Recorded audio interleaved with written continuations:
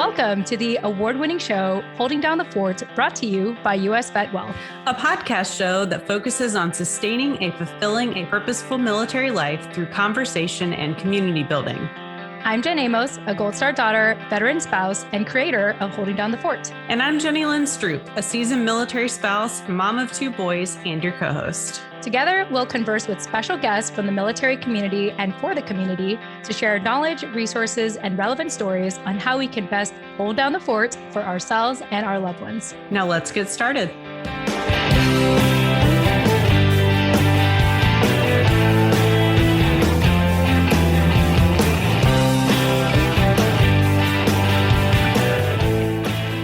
All right. Hey, everyone. Welcome back to another episode of Holding Down the Fort. Jen Amos here. Just some quick announcements before we dive into today's conversation. First and foremost, I just want to say thank you to a couple of people.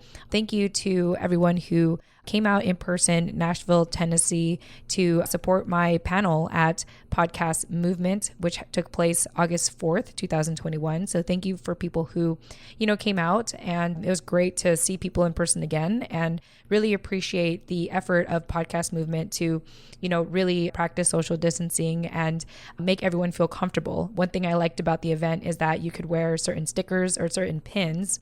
Like if you were wearing a green pin, it meant you were comfortable being in close proximity with people. Yellow was kind of mild, and red was like, oh, please keep your distance from me. So I really like how there was that subtle way of respecting people's space, as well as whether you're wearing a mask or not wearing a mask. It was just a very interesting in-person event to come back to after having, been virtual for such a long time. So shout out to Podcast Movement for really organizing that event, despite even all the last minute cancellations, unfortunately, and flight cancels. I personally had to change my flight. But yeah, just given all the variables that could have absolutely made the organizers just want to cancel this event overall, I just want to give a shout out to the organizers of Podcast Movement for having made that possible and for us to have a successful and safe in-person event. And I also want to give a shout out to Dennis Schroeder, who is the founder of the Price of Freedom organization. And I haven't really talked a lot about this on the show just yet, but actually my sister and I and our family are working with him and his nonprofit, the Price of Freedom Foundation, to tell the story of our father. My dad had served about 18 years when he unfortunately went missing. And I have hinted at the story throughout our show here at Holding Down the Fort, but just want to give a shout out to Dennis for having met in person for the first time, even though we've been working with each other for, I think, almost a year now at this point, to really document my dad's story. So more updates on that as that begins to progress and as we put together this potential book for my dad and everything. But I just want to give a shout out to Dennis for, taking the time to come out and meet me in Nashville to talk more about, our plans in person on how we're writing dad's story, and also just doing an incredible thing for Gold Star families. So that is my first announcement. Next announcement is I also just want to thank everyone who attended the Vets to Industry Military Spouse Mixer last weekend, August 7th, 2021. I was very fortunate to be selected as the keynote speaker to talk about new beginnings and share my own perspective of what that had meant for me as a military child and my family, and what it means for me today, being able to serve the military community with my husband, who is a veteran, and, all that good stuff. So I just want to thank everyone who attended this free event last weekend. A shout out to Vets to Industry for, putting together such a successful event. And also to Lucy Piper. She actually was on our show way back in episode 32, which was back in March 30th, 2020, before the world shut down. Thank you so much for reaching out. I know that I had a number of unread messages on LinkedIn of people reaching out to me. So just overall, I want to thank Lucy and the Vets to Industry, group for coordinating all that and putting together a successful mixer. It was a ton of fun, and I was able to receive a lot of inspiration from all of you as well who had attended. So thank you so much for that. All right. So last announcement I want to share is what is coming up ahead. So this Wednesday, August 11, 2021, my husband and I, Scott, are going to be hosting a free webinar on behalf of, which has been organized by Hiring Our Heroes, Hampton Roads, VA, the Military Spouse Economic Empowerment Zone. And so our workshop is titled Military Spouses Toolkit for Agile and Purposeful Employment. We are holding this free webinar, 9 a.m. Pacific time, 12 p.m. Eastern time. And you can sign up for it on Eventbrite. It'll be available in the show notes of this episode. But essentially, we are going to be talking about the military spouse specifically and how they can consider something such as starting a business or becoming self-employed as a viable option for employment. And also because US Vet Wealth is a financial firm and we're all about financial literacy for our military families, we'll also be talking about how do you maximize your military financial benefits so that you're not just getting a job to get a job, you're getting it because you want it and you feel purposeful in that job and everything. And so even leveraging something as your military financial benefits can help you, feel like you can really explore your options in finding a job that is purposeful for you. So we will be giving a free toolkit at this workshop, and it's great, especially for military spouses who are seeking agile and purposeful employment. So you can register for that. Like I said, it'll be in the show notes of this episode. I want to thank Hampton Roads and the Greater Peninsula Workforce for, coordinating this with Hiring Our Heroes, Military Spouse Economic Empowerment Zone. And we hope that you can join us and learn a thing or two about what we have to share. So August 11th, 2021, noon Eastern Time, 9 a.m. Pacific Time. And that is it. That is all the announcements I have to share today. Thank you all so much for listening and taking the time to hear about what's going on today with my husband and I and the work that we do. And really excited to get into this conversation that we have with Wendi Iacobello, who is a military spouse, a mom, a blogger, a freelance writer, published author, and a curriculum consultant. She's amazing. She's a born educator who has 10 years of experience in the education field and has been passionate about her advocacies in helping the military community, especially spouses, find and connect with available resources through her articles. So I hope you enjoyed this conversation today. It was a very fun, engaging conversation considering how I felt like Wendi and Jenny Lynn had a lot in common. And that's it. All that being said, enjoy.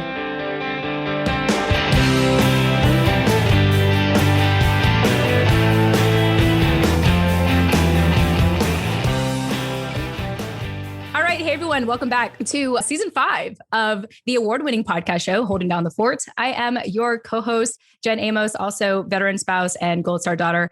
And as always, I have my co-host with me, Jenny Lynn Stroop, active duty military spouse of 12 years, mom of 2 boys, mental health advocate. Jenny Lynn, welcome back. Hey, thanks for having me. Glad to be here today. Yes, because at the time of this recording, it sounds like you really need this conversation today. I do. It has been a day, part of a really long week that makes me very grateful for community and good conversation, because otherwise I'd probably still be in bed. Yeah, no, I hear you. It's interesting because during the pandemic, I feel like if I'm not on video calls, like I'm literally just in bed. Like if I don't have anything going on, I'm like, I'm just gonna be in bed because like I cannot enjoy even being on screen for leisure because I'm just always on the screen. So I don't want anything. I'm just gonna be in bed and that's it. No sounds, no screens, just nothing. Anyway, more conversation on that another time. But I'm really excited to have this conversation. And of course, Jenny Lynn, I just feel like having you on the show helps me be accountable to show up as well. So I just can't thank you enough for that. But let's go ahead and dive into conversation today. Today, we have Wendi Iacobello, who is a military spouse, mom to a toddler boy, a blogger, freelance writer, published author, and curriculum consultant. Wendi, welcome to the show. Thank you for having me. I'm so excited to be here and chat with you ladies. Yeah, absolutely. So, we found out offline that you and Jenny Lynn already have a couple things in common. Blogger, writer, also experience in public education. So I don't know, Jenny Lynn, any opening thoughts from you? Oh man, I'm just excited to hear all the things that Wendi does and her take on curriculum and public education and publishing. It's all my favorite things. Oh, yeah. Other than mental health, of course. I mean, it's ding, ding, ding. Yeah. We're pretty big on that on the show. We talk a lot about mental health, that's for sure. But Wendi, it's a new year. So I thought I'd ask you, how's 2021 treating you so far? Oh, I think it's going great. Oh, good. Really getting settled here in our new duty station. We've been here since October. So we've been here a little while now, getting my feet wet and doing some things in the community and just kind of making it feel like home. Yeah, definitely. So I know you have been an active duty military spouse or active duty military family for about a decade now. Is it surreal? Is it surreal to think like, wow, we've been in this life for like 10 years? It went by really fast. So my husband has been in for a decade and I've been with him 7 of those 10 years. So he had just was finishing up his very first contract in the military when we met and decided to re-sign again. So yeah, it went by really fast. And I never thought that we would be here in Oklahoma, but here we are. Yeah, I think it's pretty crazy. Jenny Lynn, any thoughts? Like I saw you nodding. We were like, yeah, it flies by really fast. Well, I was wondering where Wendi was from originally, since she said I never imagined being here in Oklahoma. I'm from North Carolina. I thought so. I'm from Hampton Roads area of Virginia, so the accents are very similar. And I was like, that's not an Oklahoma accent, but it is Southern. Yes. I'm so proud of my home state. Hello, everyone in North Carolina. I miss you. I love that. I'm from California, so I don't know what you call a Cali accent other than just basic. I don't know. Just very I think people have told me that I have a very broadcasty, like LA voice, even though I lived in San Diego for 20 years. And I was like, oh, thanks. Like, thanks. You do. Yeah. Now that you mention it. Yeah. Thank you. It's funny because like I've had friends like tell me when I'm just like hanging out casually, they would say, you could turn off your professional voice now. Like you could just be normal. And I was like, but this is my voice. Like this is who I am, and I didn't realize like how, I don't know, polished I have as a voice, but thank you. So anyway. Yes. So when okay, I was gonna ask a question. Sorry, I totally got us off track with the where are you from question. That's okay. I mean, if you think about it, like, I think it's a great question to ask, Jenny Lynn, because military families come from all walks of life. I mean, my dad joined the military in the 80s and 90s when he was in the Philippines, like there's bases all over. Like I wouldn't be American, hadn't it been for my dad, serving in the military. And so I think the military is probably just like the greatest example of diversity, I think, in a sense, and also just people, again, coming from all walks of life. So it is fun to ask. And, coming out here, living, I guess, in the South, right? We call Virginia the South, Jenny Lynn. Okay, cool. We do. Yes. Okay, just checking. East Coast. Yeah. East Coast. Mid-Atlantic. Yeah. It's just funny because, like Scott is from like the Midwest and he's, he went to West Point. So he knows more about the East Coast than me. And I'm like fairly new. So I'm just like, oh, like, what is the South? And California education, y'all. Anyway, I now accept the fact that I lived in a bubble, but that's another conversation for another time. So Wendi, I'm very fascinated by your background. First and foremost, you spent almost 10 years in public education. Tell us a little bit about that experience and also how that has translated to you being a curriculum consultant today. Sure. Well, my very first job when I graduated with my bachelor's degree was teaching classes to students pursuing their associate's degree in early childhood education. My Bachelor of Science is in early childhood ed.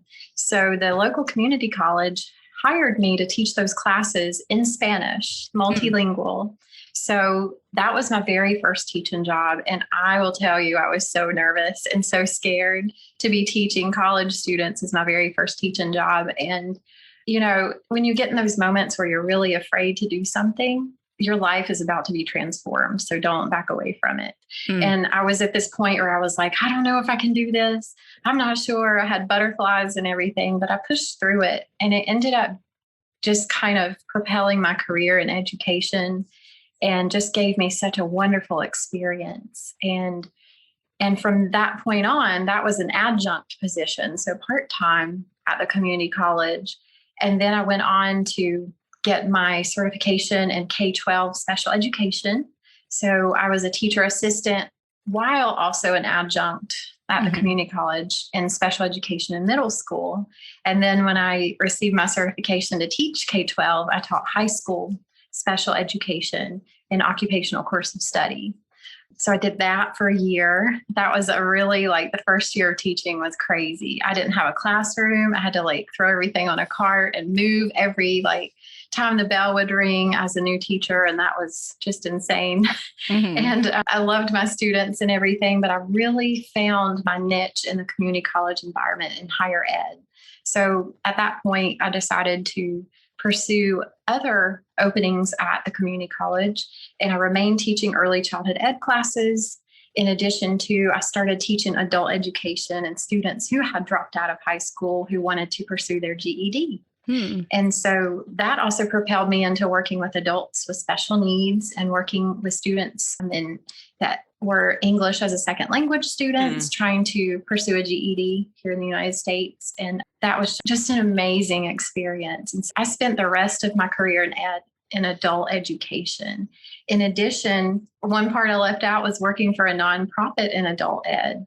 and doing some work and for people who were incarcerated, men, women, and youth who were incarcerated. I would go through all these different doors and security checkpoints and teach them. And I loved that. I found that really rewarding as well. So my teaching career over those 10 years, I have worked with many different age groups, many backgrounds, many ability levels, and it's just a passion of mine. Like, you're either a born educator or you're not. And I know that's what I was born to do. Mm-hmm. Wow. I think that's really incredible. Just your wide experience of working with, students from different ages and walks of life. And, fast forward to today, you being a curriculum consultant. That was a fun story. That is not how I expected it to go. I thought we were going to have like that. And I taught elementary school. I mean, that's what I did. So I actually have an undergraduate degree in marketing management and a master's in pre-K through 6. And I taught 4th grade for several years in Virginia before we started the multiple PCS thing. So I did not license in every state that we were in. But it's fascinating to me that you have a degree in pre-K and ended up with like teaching adults, because I'm licensed pre-K through 6, and really like 4th grade was it for me. Like, I didn't want to tie shoes and wipe noses, and I didn't want to deal with the hormones of like 6th grade, and 4th grade was great. And then, military life and having to license everywhere. I stopped teaching as we moved and kind of ended up in a position of leadership and different volunteer coordinate and speaking to adults. And you're right. I think you're kind of a born educator. Like, even in the job that I do now, part of what it's outreach, but it's also like education on military mental health. And I'm like, oh, it's all coming together. But I never imagined my audience being adults, because I was very comfortable in front of 20 or 30 kids because I was the adult. But to stand up in front of other adults and like be the authority in the room was a hard shift for me. So I think it's amazing that you initially licensed in pre-K and went right into the complete opposite of pre-K education.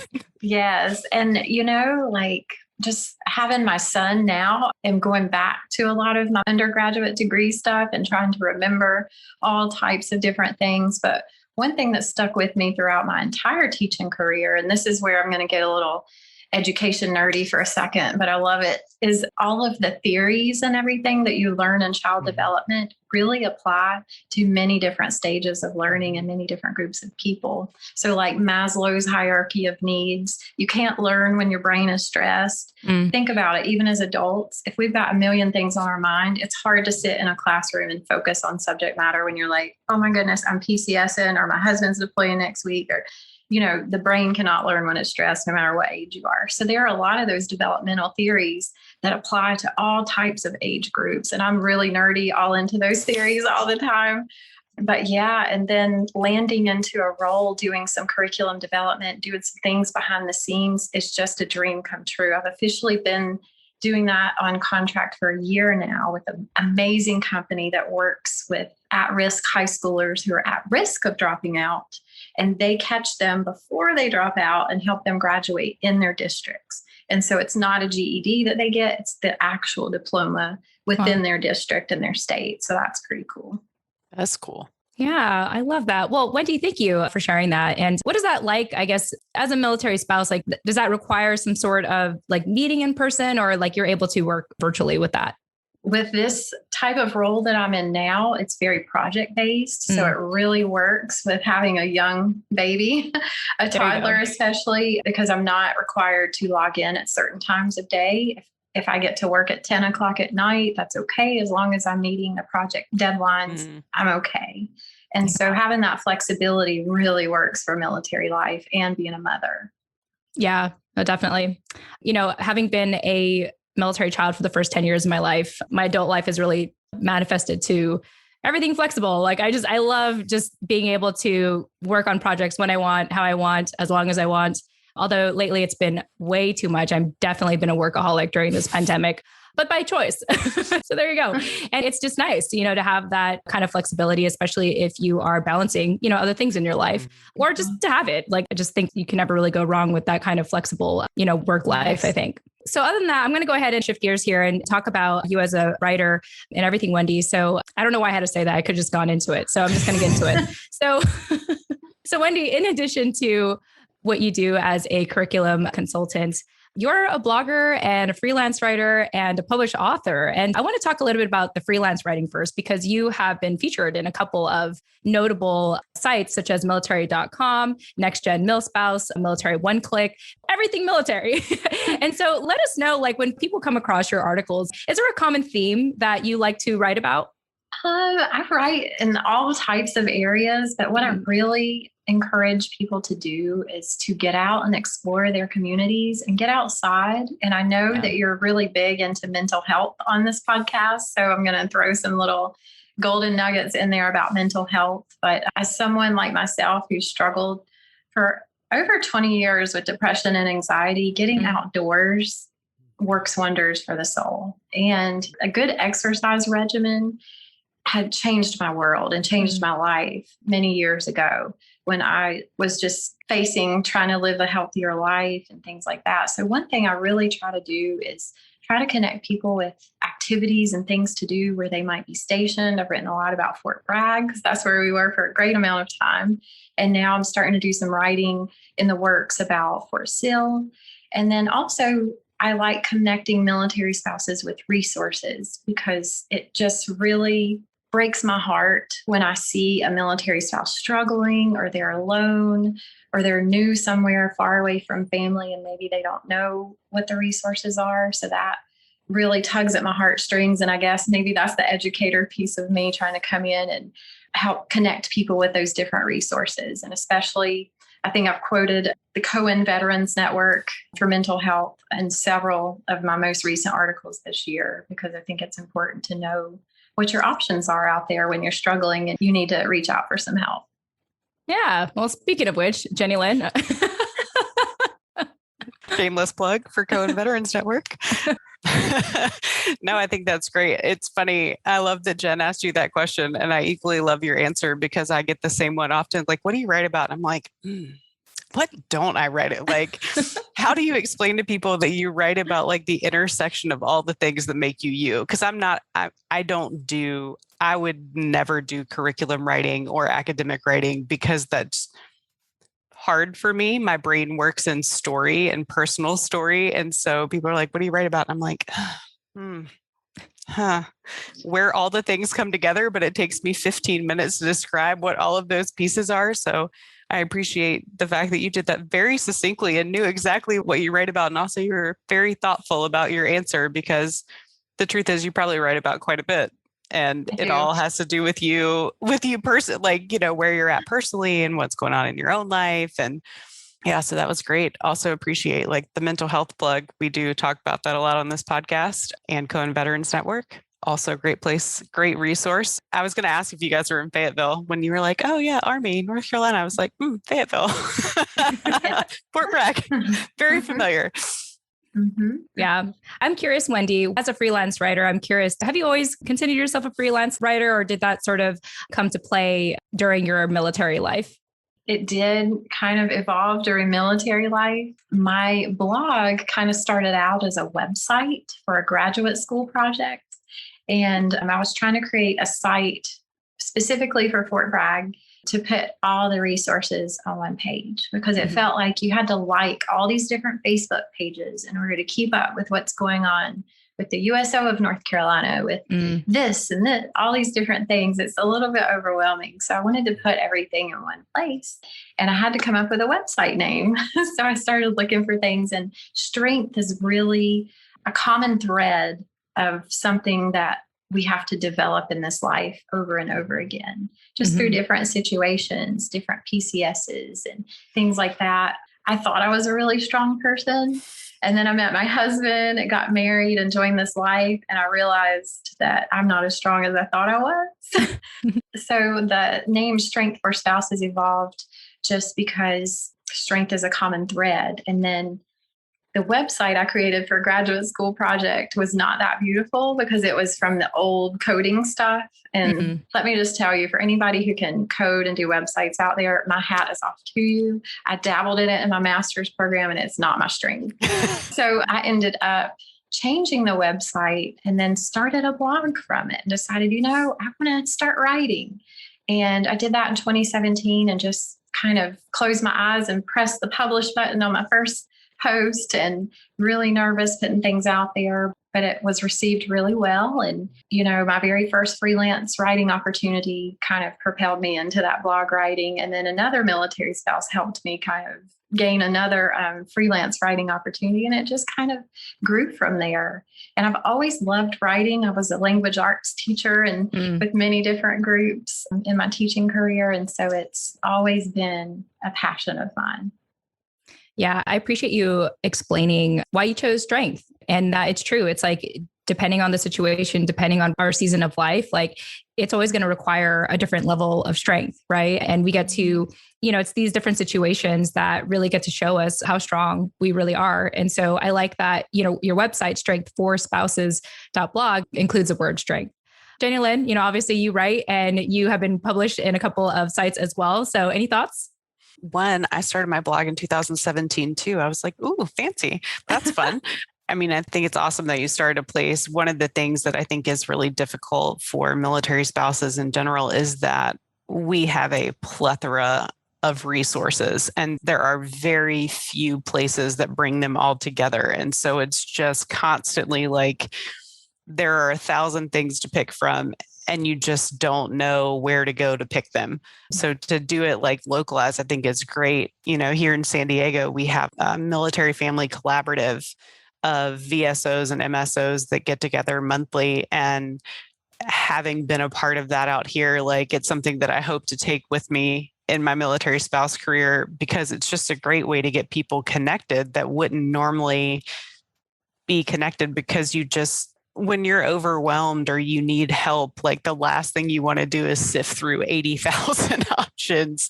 So I think it's awesome that it like started as like a, hey, click here for this, and then to, write your personal experience and help spouses that way, I think is really cool. And I think, we've had a lot of situations over the years that have made the news where a spouse has been in crisis. And nothing tugs at my heart more than those situations and thinking like, did that person know what the resources were? Or when you're in a certain crisis, like you said, you don't want to have to look through things, or sometimes you don't even know where to start. Your brain can't even process where to begin. But having those resources available, easy to find, I think is really important for those times of crisis. Mm-hmm. Absolutely. And something that we talked about in our season 4 finale, actually, Jenny Lynn brought this up and I didn't realize that what we were doing on our show, which was, sharing resources as well as storytelling, being able to tell a story about why a certain resource is important. And I say all that because I feel like, yes, like our community is inundated with, resources, and it could be overwhelming. But I think that when you can attach a story, you can connect it with, let's say, a human being who has used that resource themselves. And I think it makes it easier to want to consider, that resource. And I think initially when we're going through some kind of crisis, I think first and foremost, we're looking for a sense of community or connection with someone. And then the resource, whatever they have or recommend, seems more relevant, as opposed to, feeling isolated and needing help and not knowing where to go. I think it could be very easy to feel inundated with all this information and really not know where to begin. But that's why, even on our show, we always stress the importance of community, because I think it's in those communities you're able to find those relevant resources, or really trustworthy, right? Because if you trust that community, you can trust, for the most part, the resources that they're recommending. Mm-hmm. Yes. And one that I want to throw out there as well for mothers, and it doesn't matter if you have one child, you have one on the way, or you have several children, there's the New Parent Support Program, which is present at most all Army bases. And I think other branches of the military may have something very similar to that. But that's something that I enrolled in before my son was born. And I cannot tell you how amazing and empowering that experience was for me. I started at Fort Bragg before my son was born, and had the most amazing woman just working with me, empowering me to become a mother for the first time. And then when we arrived here at Fort Sill, I got set up with the New Parent Support Program here at Fort Sill. Mm-hmm. And it's just great to have a person to talk to, because a lot of the people who work for the New Parent Support Program, not only are they parents, but they have a background in nursing and different areas where they really are full of knowledge and resources for you to really help you. So if you're a mother out there or a mother to be or a mother of several children, it doesn't matter, contact them and see what they can do for you and help you through some of the things you might be going through. Awesome. Thank you for sharing that. Well, Wendi, I know that part of what we want to talk about is really just stress the importance of finding resources and going out and explore. So obviously people can visit your website if they want to, find additional resources or recommendations, strengthforspouses.blog. But is there anything else that you want to share in our conversation today in regards to, some recommended resources? I think I've mentioned the most helpful ones already, which have been for me is the Cohen Veterans Network and the New Parent Support Program. I know as a mother, it can get really lonely at times if your spouse is away or working really long hours like mine does all the time. You spend all your days alone and some part of your night. So different resources like that, I think can really help you through. But I also want to chat about just getting out of your house again now that we can breathe again from COVID a little bit and start exploring your community a little bit. Yeah, absolutely. And, I know that for you, finding purpose in different seasons of your life, or in this case, military life, is extremely important. So yeah, let's talk about that a little bit more and how you've been able to, I guess, unexpectedly find that being outdoors and going to the parks. Yeah. Again, we had talked in the first part of this about just for your mental health, how important it is to get outside. Also, how important it is to find ways to exercise. When I had my son, I wasn't able to exercise that much. I thought I was going to be doing all these things while he was napping and asleep, but I had one of those children that just didn't sleep ever. So my life for a solid 12 months was pretty insane. And all the things that really helped me through my mental health kind of went on the back burner. So I really want to encourage people to get outdoors. Being outdoors is supposed to be safer than being indoors doing things with COVID anyway. But there are a lot of research-backed articles and support showing how important being outside is for your mental health and your physical health. So I really want to stress that. And again, finding ways that work for you to exercise. One thing I did during the pandemic, I bought a bike and I bought an infant seat and a helmet for my son. And I thought, he enjoys movement. Maybe he'll like this. And he ended up loving it. So I was able to get exercise. He was able to get some fresh air and a free little ride on the bicycle. And I had some time to think where it was quiet, where he wasn't crying. So that was really helpful too. I love that. Yeah. At the time of this recording, my husband and I were just talking about, because the days are longer now because it's spring. And even at the end of all my meetings, it's still sunlight. So so he's like, hey, do you want to go rollerblading? That's one new thing we picked up during the pandemic. Oh, actually, the reason why we picked up rollerblading is because we have a dog and there's only so much we can do to exercise him. So I thought, let's get rollerblades, because then he's going to run with us. He's going to get his exercise. We're going to get our exercise. And so anyway, that's what we're going to do. And it's just been kind of fun to share a hobby with my husband, because he's more of if he got back into working out, he would be more of a CrossFitter, for example. And I'm I don't like to lift weights. Okay. I don't want to do that. I would rather do something else like rollerblading. So it's just a fun family thing that we get to do together. And the whole family gets to work out kind of thing. Love it. That's awesome. That's great. Yeah. Yeah. And, we have lived out here for 2 years now, but we're still sort of exploring our neighborhood. So being able to rollerblade, is another way to, explore the neighborhood. So, just really excited about that. Anyway, those are my thoughts. Jenny Lynn, thought I'd check in with you. So my initial thought is, man, I'm really impressed you got a bike during COVID. Those things were solid gold, trying to order one during all this. And I really thought, Jen, you were going to say we started rollerblading because we couldn't buy a bike, because my kids both outgrew theirs during this. And we're at this point, we're we're going to hold off till we move. We're not purchasing another bike. But as far as purpose goes, I think it kind of goes back to what we were talking about earlier with the education thing.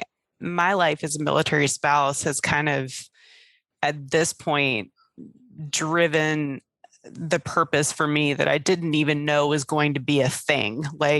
When I set out to go to college, I got a marketing degree because the theory was like, you can do anything with the business degree. Well, you know what you can't do with the business degree? You can't teach elementary school.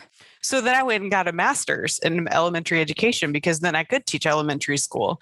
And I did that for a few years, and then military life and all those things. And, you know, here I am let's see, we've been married 12 years now. I'm 12 years into this military life and, you know, do outreach for military mental health, something that at 18, when I went to college for business, like would have never crossed my mind. And I even went to a school with like a corps of cadets. Like there were actually military students still, like not even a sliver of a thought that like this would be the life I would end up leading. And yet, though it's tough, as we discussed kind of offline, of all the things happening, Murphy's Law happening while we PCS right now, which is awesome. You know, there's no place I'd rather be and no purpose I'd rather attack either personally or publicly, you know, in my work life than helping military families get back to better. Like that is very important to me and now informs what I do professionally. But it started several years ago personally and just sitting around tables with fellow military spouses and hearing their stories and sharing my own and kind of becoming the person people were like, oh, so that happened at your house. Well, let me tell you what happened at mine, you know, that now really informs what I do professionally. And so it's fascinating to me how that purpose like changes and grows. And, you know, I actually have the military lifestyle to thank for the fact that I feel at 38 years old, probably the most purposeful I've felt in my adult life. And I also attribute that to being 38. Like, I think that you're much better at honing what you want to do by this point in your life than at 20 when you're like, oh, all the things. But, you know, I feel very purposeful, and it's mostly attributed to the things I've done as military spouse. I think we can always look at our experience in this life and take our experiences and develop a purpose from it. For example, a few years ago, before my husband and I had a baby, we had a miscarriage. And so I spent a lot of time after that, after going through my own healing process, I spent a lot of time advocating for military couples. And I still do, for those who have lost a baby, those who are going through infertility treatments and things like that. And that was totally driven by my own personal experience with it. And it's something that I will always hold dear. And it's something that does come up in some of my writing sometimes because I want to normalize these things so that women don't feel so alone when they go through that. But other purposes just kind of develop when you go to a new duty station. A lot of times what I've noticed we as military spouses do is we kind of look around our environment and our surroundings sometimes, and we may see something that's missing. We may see a resource that is lacking, and we figure out a way to make it happen. We figure out a way to try and make things better for the community. For example, here in Oklahoma, there is wind in the state like I've never seen in my life. I heard about that before we came here, but living in an experience in it, every day's a hat day, and you just have to dress for the wind and embrace it, or you will never get outside. So I've learned how to do that with my son, but I've also noticed one of the effects from the wind is blowing trash and litter everywhere around this place. So when I take my son to parks and playgrounds and stuff like that, there's a lot of litter on the ground. And luckily, I don't have a child that puts everything in his mouth, but that doesn't mean someone else will bring their child there and start putting trash in their mouth. So it has become like my current, like, fun little purpose in getting outside and really rallying the community and people to pick up the parks and clean up the parks. So I recently worked with Deployed Love Fort Sill, a nonprofit org, and we got together trying to get people out in the community to enjoy the sunshine. And we had a park cleanup. We wanted to get the park cleaned up where they were going to have an Easter egg hunt for children.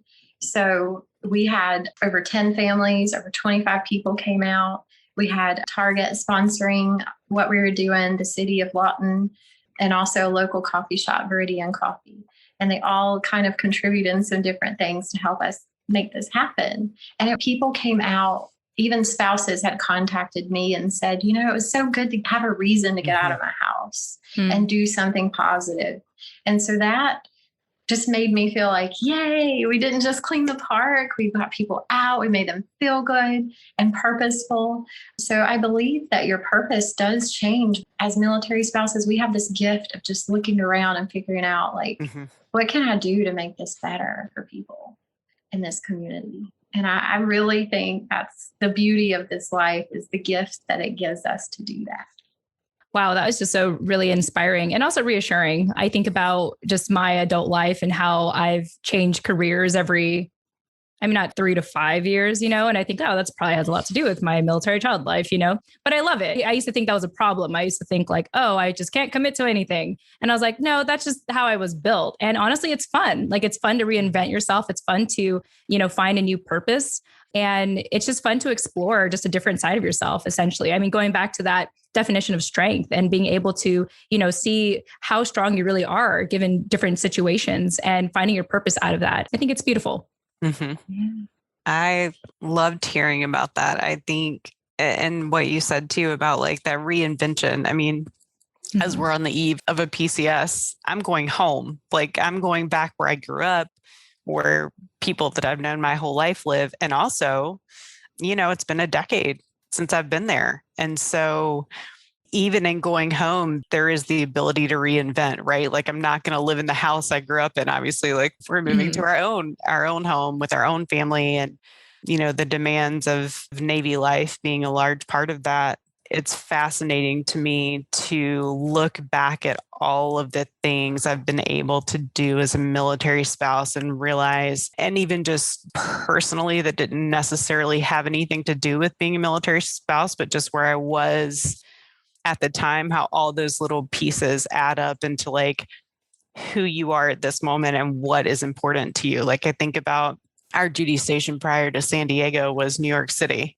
Not a huge military area. We were pretty much one of one military families, and some, like, not just one of one there, but like one of one that anybody knew. Like, we were the window to the military world, which in a lot of ways was really interesting. We debunked a lot of myths, which was exciting. And, in some ways got to show like, hey, this is really who we are and what we do. But in that I wasn't a part of any military organizations. I was a part of civilian organizations. And so I was the hospitality coordinator for my MOPS group. And it was like, oh, you're from the South, like hospitality, y'all do casseroles and things, right? Like, that's and to some extent, yeah, the role fit, right? I grew up, somebody dies, you bring casserole. Somebody has a baby, you bring casserole. Like, it was a very natural fit. But, now that I do outreach professionally, that's what you're doing. You're being hospitable for people to come into your organization and like being welcoming and open. And I just think all of those little pieces that have come together over the years really are what, gets you to a Saturday picking up trash with Target sponsoring your event, because all of those things made you who you are in that moment and give you all the tools to bring people together to do the things that affect your community. And I will say that as a military spouse and for military spouses, I think that is one thing we as a group are excellent at, is working at community, because we so often have to reinvent it for ourselves. I think we are able to create good community wherever we go. Oh, that was so touching, Jenny Lynn. Thank you for sharing that. Like, I feel so warm inside. You're welcome. I should have added like whether or not you're bringing a casserole, like casserole not required to build a community. Yeah, we won't turn you away because I can't make casseroles. So I'm going to come in anyway. Please do. Yeah. And then actually, I feel like I have to kind of like go back to what we were talking about earlier about like why my husband and I are rollerblading. Is he actually did try to get a bike as well. Same problem. Like, he was actually going to try to get a fat tire bike because, like, we live on the beach. So he always gets really envious of all the people with like fat tire bikes on there. He's like, oh, I need a fat tire bike. So we actually tried searching for it, and like literally none of the local stores like have it. It's just quite bizarre. And so, yeah, yay for the bike industry, right? Awesome. Well, I feel like we had a really, really wonderful conversation today with you, Wendi. I want to thank you again so much for joining us. And also, I always feel like I want to do my best to make sure I pull out everything that you want to share on the show. So are there any parting thoughts that you want to share with us today, with our community here at Holding Down the Fort? I just want to encourage everyone to, again, get outside. Think of different ways to develop your inner strength in this life. Let your passions guide you to your purpose. And on that note, let us know. And of course, we'll provide this in the show notes. How would you like people to get a hold of you?